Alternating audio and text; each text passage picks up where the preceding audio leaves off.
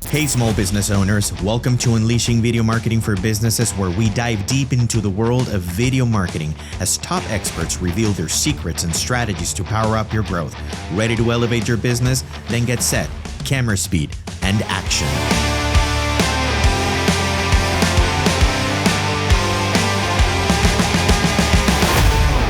Hello, my friends. Welcome to Unleashing Video Marketing for Businesses by PowerTilt Productions. I'm your host, Frank Battiston, and this is the second episode. We want to bring you a very special guest today. His name is Billy Sanez, and he is the Director of Global Marketing at Spotsy, Dallas, Texas. We have a very long story together. He's one of the marketing directors I've worked for in that MMA company that I talked in the past episode.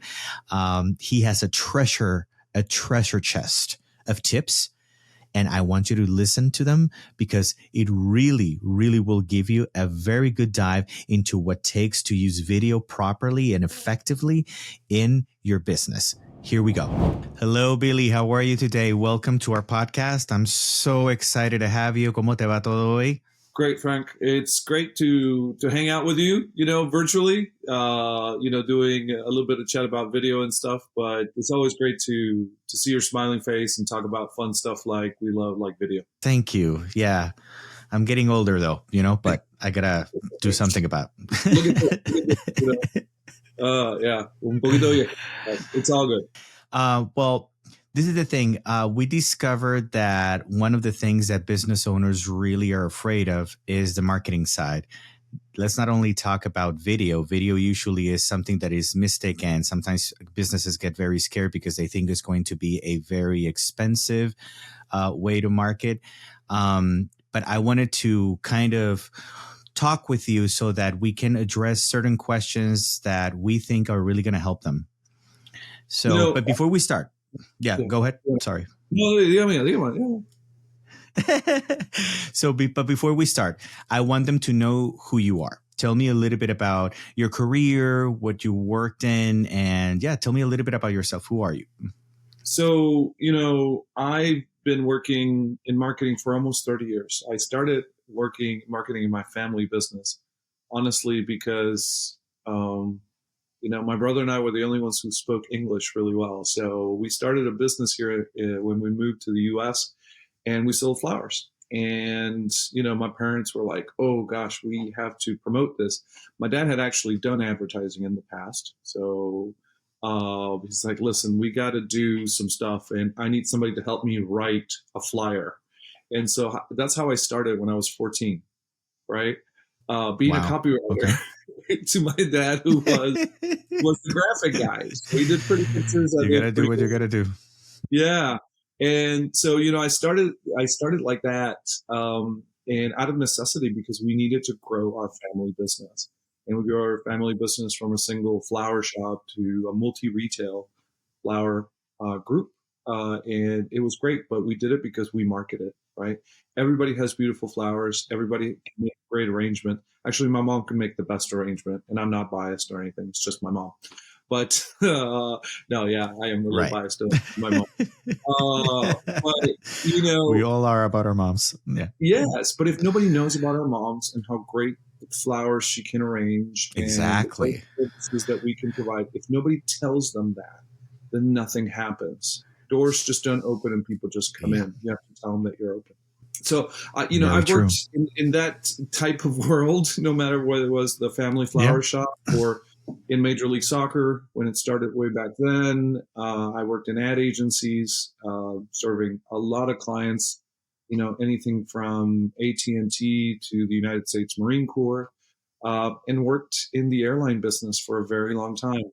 So, and now I work in a B2B environment, right? I work in a company that does a lot of great things for companies to do shipments, right? But if we don't tell them who we are, that we provide great indicators, that we provide great thermometers so they can keep their, medications or their food transported the right way. If we don't tell them, nobody buys from us. That's a really good background. An amazing background, because you haven't stayed in one vertical. It has changed a lot and it gives you a lot of experience, I would assume. What do you think about that? No, I think it does. I think, professionally, I've been in marketing, and actually, it's kind of funny. My dad always asked me what I wanted to be when I grew up, and I said I always want to tell stories. And so he's like, well, you can be a historian, or you can write stories, and he's like, I don't know, what the heck are you gonna do? So I've always told stories, no matter whether it was for the family, or for American Airlines, or for Spotsy, as I do now. But those stories are the stories of the company and the people. So I don't think I've changed what I do. I've changed who I've done it for, right? Yeah. And in between all that, we did a little MMA, but that's a Yeah. fun couple of years too. Yeah, that I know. That I know. That's how we got to meet. That's awesome. Yeah. And that was an awesome gig, and I got to learn a lot from you and the team. And that's why I wanted to ask you the next question, because I think that's what I discovered as we were in that specific MMA company is, if you could summarize, what essential tools, or platforms would you say that you recommend to businesses that are starting and have a very limited budget? So, just don't think of like, oh my gosh, I can't do a video, because videos can be easily done on a phone nowadays, right? Just tell a story of what you're doing. I told a simple story on how we work with thermochromic inks, which sounds very, scientific and stuff like that, out of a simple video on how a cup changes colors when it gets hot, right? And that's thermochromic ink, right, inside of the cup. So sometimes a quick video on how a hot cup of coffee gets filled and changes color will make a quick statement of what you do. We've always said that a picture tells 1,000 words. To me, a video can tell 1,000,000 of those words. You just have to find the right ones and create them and not be afraid of it, right? Sometimes it's just spending time figuring out what to write or what to say, or, hey, just tell your story. Hey, I make great flower arrangements, or I make, indicators that ensure that your coffee is hot enough, or your medication gets there the way it's supposed to be. And it could be just out of a small phone that you could do it, or you can work with a production company that does it right for you, right? There's all levels. I just wouldn't be afraid of it because it's accessible to all of us. That's awesome. Would you say that it's important to tell that story, but in a way that it is that it engages with the right audience? Because you can tell many stories, but if you're telling the story to the wrong person, they're not going to be engaging. Would you say this is an important element in the process? Yeah, obviously. I mean, it's a story to the right audience, right? Just like any good movie or any good show or any good clip. I mean, there's certain things I actually don't find that I want to know about. I mean, I don't know. I don't like. It's going to sound a little bit odd, but I don't like peaches. Right? Don't tell me a story about like peaches. That's true. Yeah. Children think that I'm deathly afraid or allergic to them. I just don't like them. Right? So there's certain things valid for, this may be an extreme, but are valid for a person at a time. So, for us marketing folks, it's good to get somebody else's perspective and tell me the story on how somebody else does it, or a small business owner on how they do it and how they've done it. Somebody else has done it before. That's rational for them. And it's a little piece of advice, I think, sometimes that we can create with video content. Doesn't have to be an award-winning piece of film. It just has to tell a good story, give some advice, and give some value to somebody else. Whether that value is, hey, this is the way you can do it, or, hey, I had a laugh with that company, maybe I'll go buy what they sell, right? So I think that's really important. Okay, so there's many different ways to market, right? But specifically, how would you say video marketing could help in terms of strategy? When to use video and when not to use video? I mean, in your experience, that you could give us like a simple example, like when is the right time to use video? I think the right times to use video is when you're telling a new story. right? I think Okay. that's a really good opportunity. So when you have a new product or a new way of doing things, or something new is coming up, right? New doesn't mean like, say, for example, you sell a product for the holidays or something, or you're a company that does air duct cleaning, and air duct cleaning is really popular in the spring and fall, right? Because it's allergy season. It's new every year, and you have two times a year it could be new. So it's a good time right before it's new to tell a story. Like for example, at Spotsy, we actually work with a couple of partners, but we do thermochromic ink, which is light changing ink on the hockey pucks of every NHL game, right? So every time there's a hockey game playing, there's our product on the ice. You don't know about it, but we actually talk about it right before every playoff starts for the NHL, right? And we work with PPG, which is the company that does the actual paint. We do the technology inside the paint, and then we work and we talk about, hey, this is how it works. And we either create a video, or we'll do public relations, or we'll tell a story on their website. So I think when something is new, it's a really good time to use video, to complement it with a blog, to complement it obviously with social. And video has those legs of living on social media easily and fast. You see, that was my next question, easy and fast and social. So it's very, in the past episode, I was speaking to the audience that sometimes many of the mistakes that people do with video is that they use video in the wrong category. So it's not the same to make a video. Let's say it's a 5-minute explainer that could be living on the website of that product video, compared to something that you're trying to tell them quickly on social media. Could you tell us, like, why do you think that's definitely, using the wrong video, not the wrong video, but the video, a specific video in the wrong category can be bad? Yeah, it can be really bad. So I think for social media, it's, they're quick bites. Then you have 30 seconds, sometimes 15 seconds to tell somebody about a really good story, a really good thing that you're doing. I actually, I do a lot of like restoration of stuff as a hobby. I'll clean up an old piece of furniture or some old tools, and it's actually kind of like my hobby. It's my getting away from doing marketing and doing something very manual.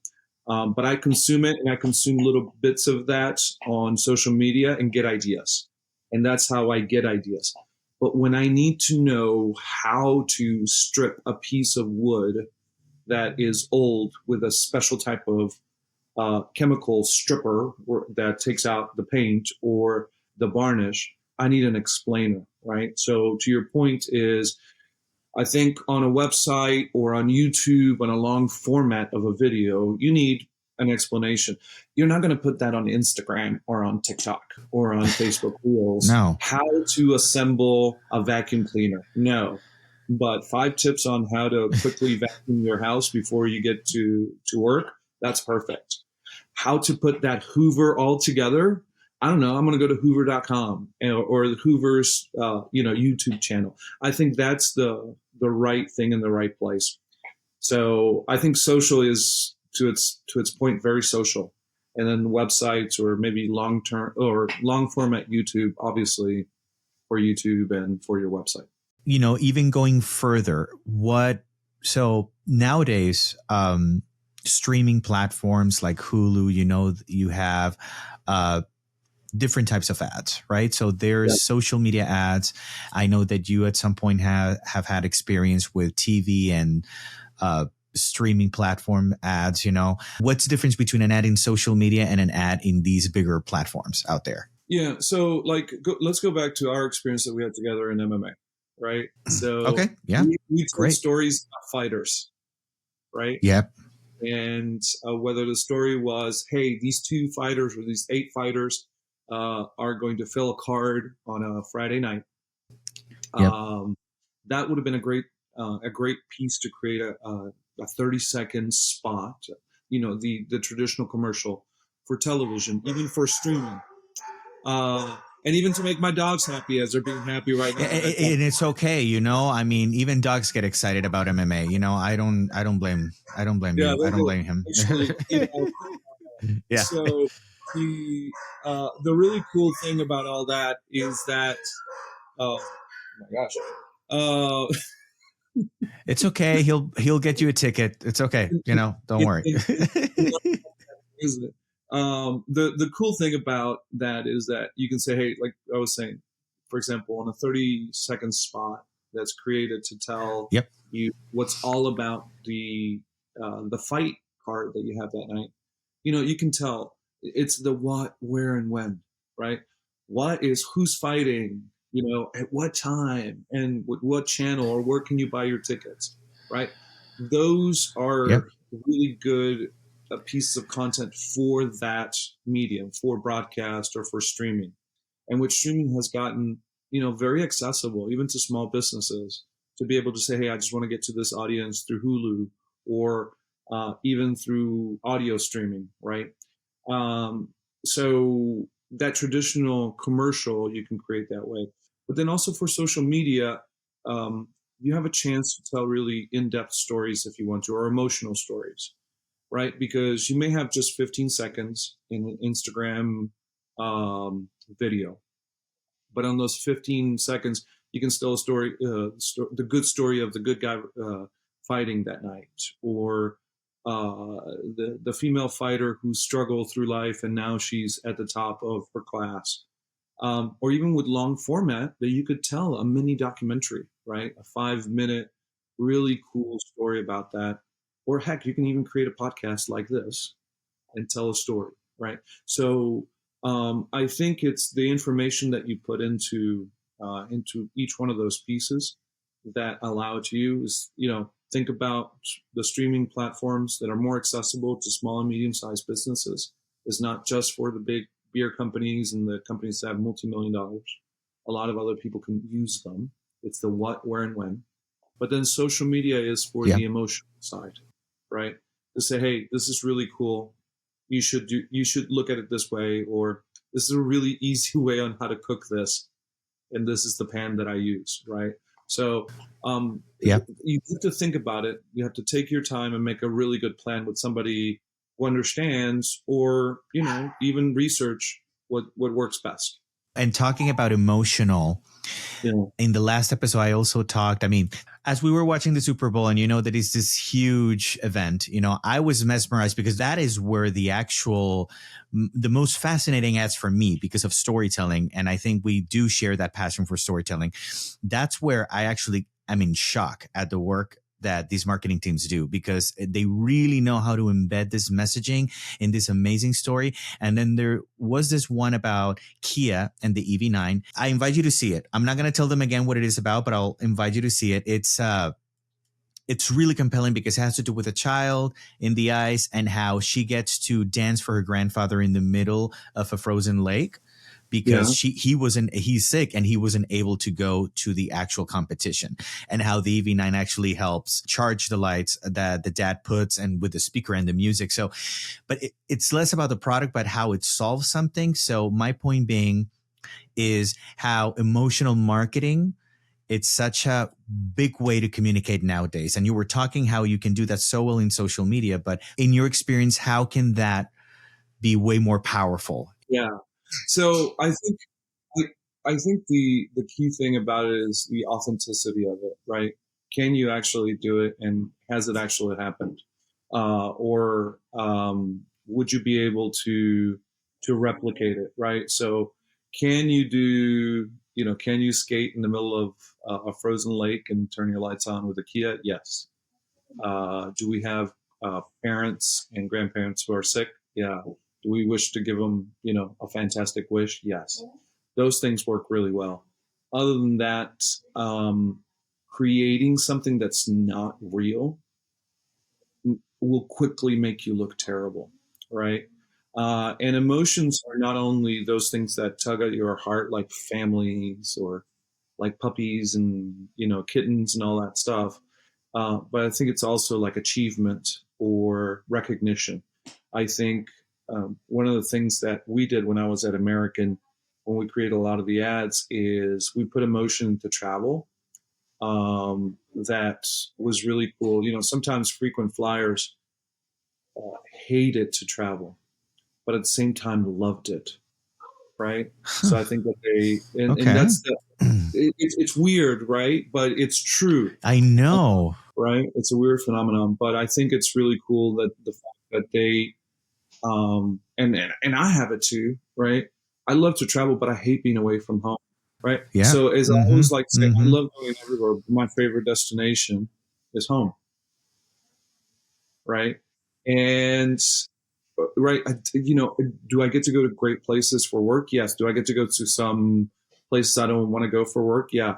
Do I get miles for all of that? And do I get to take my family traveling, every couple of years? Yes. And that's the emotion that we played on with a lot of that content when I worked at American, and even when I did stuff for other travel companies is all of that. But I think it's that type of emotion. It doesn't always have to be, like I said, puppies or grandparents or the love of your life. But it's the emotion of a promise. One of the lines that I love that one of the copywriters wrote when I was at American, it was all about the seat on a flight to your life. And it wasn't just to get smooth, there, right? But very strong. Yeah. And your life as a frequent flyer, your life as a business person, your life as a tourist, and attaching that good and bad feeling behind it, because it's an emotional sell sometimes, right? Especially when, think about it or not, air travel is a commodity.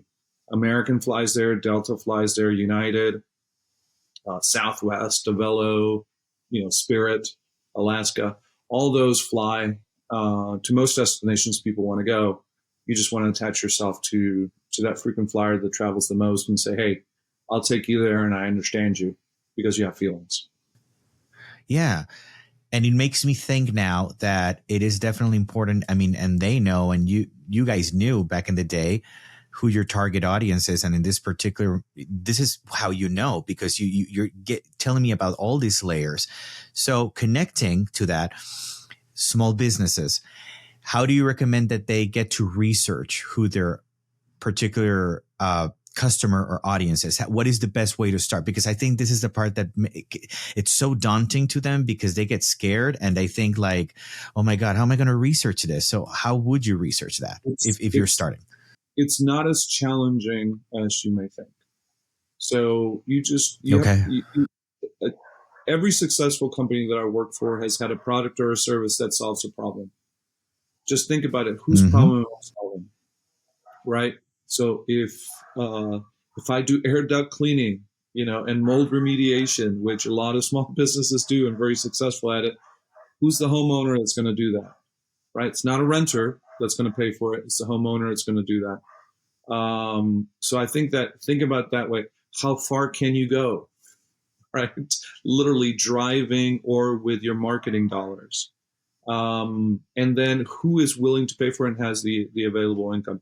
So I think there's a lot of really good tools out there that you can use. Anything from Google Trends, as people are searching for certain services. There is, plenty of research that's available for free from eMarketer that you can see what all those trends are. Sometimes you spend a little bit of money on that research, but there's a lot of research for small businesses that's free. And then, believe it or not, the Census Bureau has a lot of great data, especially for local businesses, like literally the cost of a house right around you, that you can find out, do people have disposable income of that? How many people live in that on average in those blocks that maybe you're targeting if you're a small business and you're providing home services. I think the other thing is, if you have a product, again, figure out, do people really want it and who wants it, right? And just ask also social network, right? Ask your buddies in LinkedIn, ask all your friends on Facebook that you've been keeping up since, high school. hey, I have this product. I have a former classmate from high school. He started his own business. He does a lot of handcrafted work, right? So he'll do specialty frames and specialty gifts. The way he started is literally asking his whole Facebook community, what do you guys need? And use all of us as research. We had a few hundred people, and they'll give you free advice. Oh yeah, no, it'd be great to have something great for Mother's Day, or hey, I want to do specialized ornaments for Christmas. Can you make me little cute handmade ornaments for Christmas, right?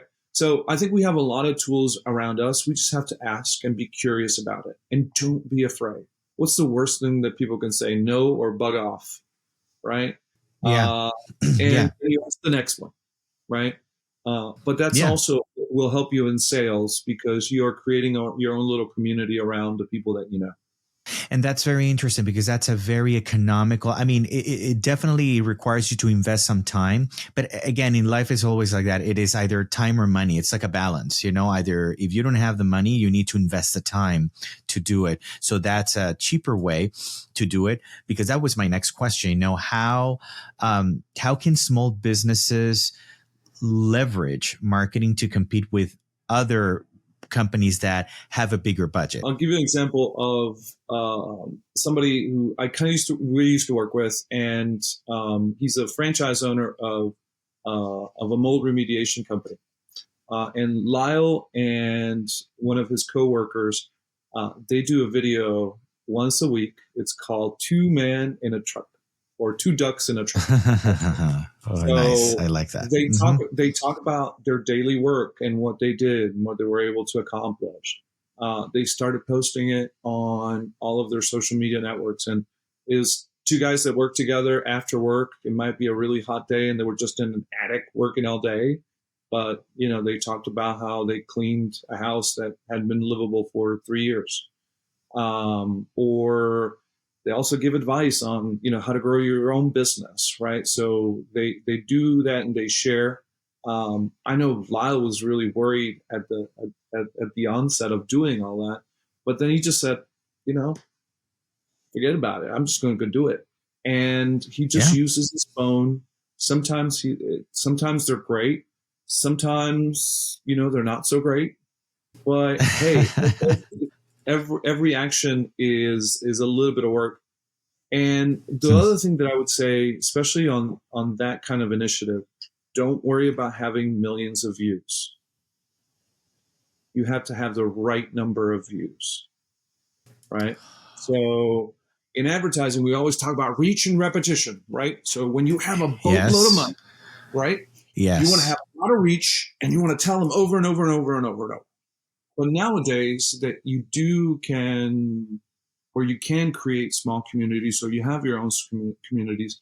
You can do your right reach, right? And it could only take 1 or 2 views to get the business that you need.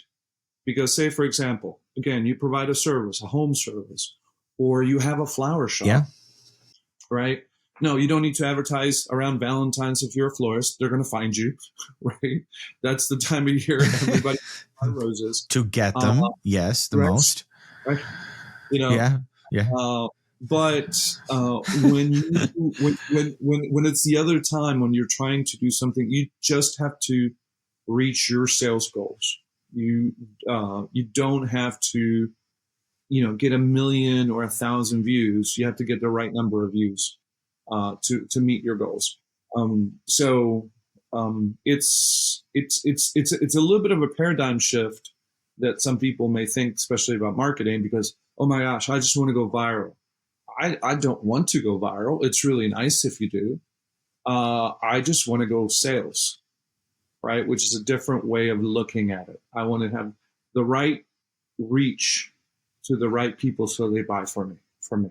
I don't know, guys, but I think you just heard an atomic bomb of goodness, like literally dropped on you and blasted us away, So thank you for that, because that was like a treasure chest, what you just said, combined, Yeah, no, That's so awesome. Yeah. Sometimes you look at things a little bit different, right? And Yeah. and try them out. When do you know to produce your own video and when to actually hire a video production company? When is the right time for each? Yeah. So I think it's when it gets in the way, or when you get in the way, right? So you have to think about the cost benefit. How much does it cost my time of doing things? How much away am I going to be from running the business to make my own stuff?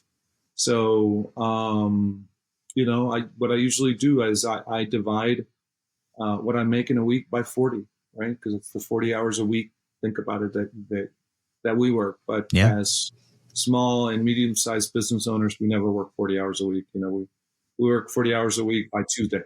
So think about it that way. Divide what you make by 40, and hey, are you going to pay that much an hour for somebody to help you?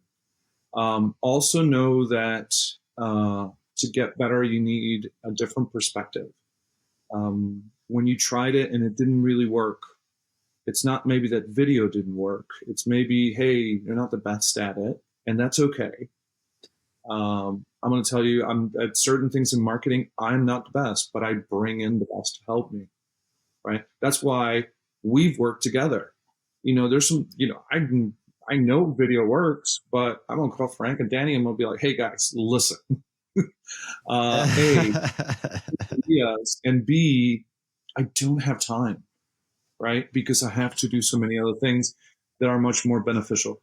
I think it's also finding somebody that you're comfortable with, that is also the right time, that somebody who's willing to work with you and understands you and takes a little bit of time to not say, well, oh my gosh, you've never done a video. So no. It's the other way. It's like, hey, let me help you do a video. These are a couple that I've done.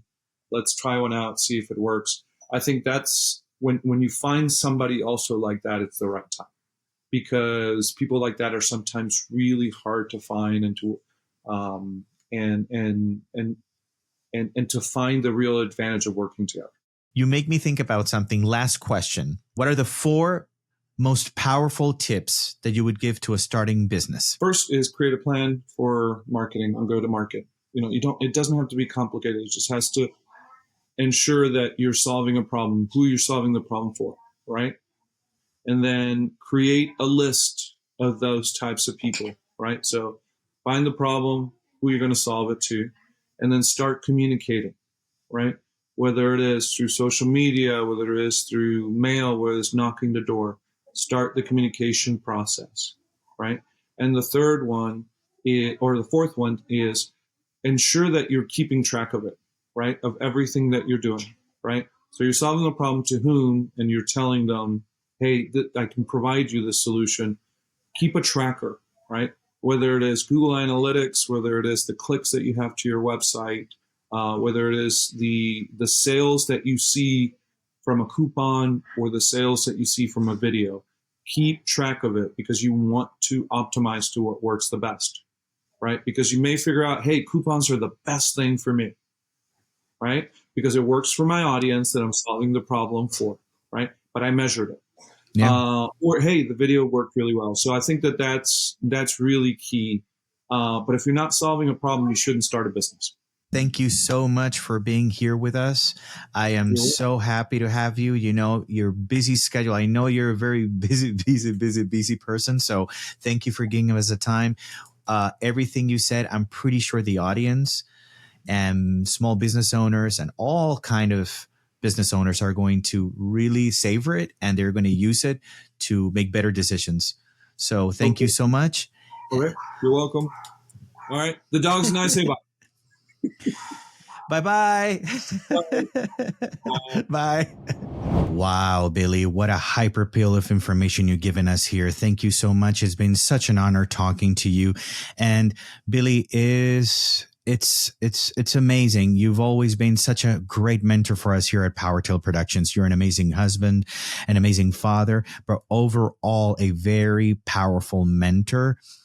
You're a an insane marketing director who knows how to bring the best out of people in your team. So guys, please listen really well to these tips, strategies, and stories he gave out throughout the episode.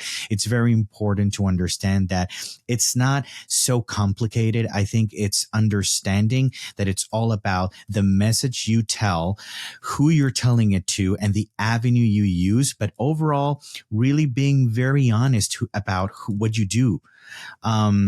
So please, stay tuned, subscribe to our channel, and make sure that you don't miss on any episodes so that we can give you the best of marketing experts that we will be talking to very soon. So see you in the next time.